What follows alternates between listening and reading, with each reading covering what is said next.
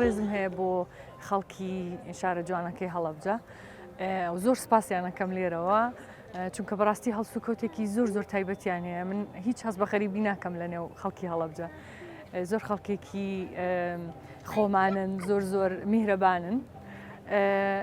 بۆ دووەم جارە لە شاری هەڵەبجە کۆنسەرتەکەین لەگەڵ گروپی لۆر بە خۆشحاڵیەوە هەندێک کاری فۆلکلۆرمان ئامادە کردووە کە تێکەڵاوی حەیران و بەیت و گۆرانیەکان و ئاواز و لایلای و ئەوەمان کردووە بۆ ئەوەی کە بتوانین کات و ساتێکی خۆش بۆ خەڵکەکە بڕاکسێنین.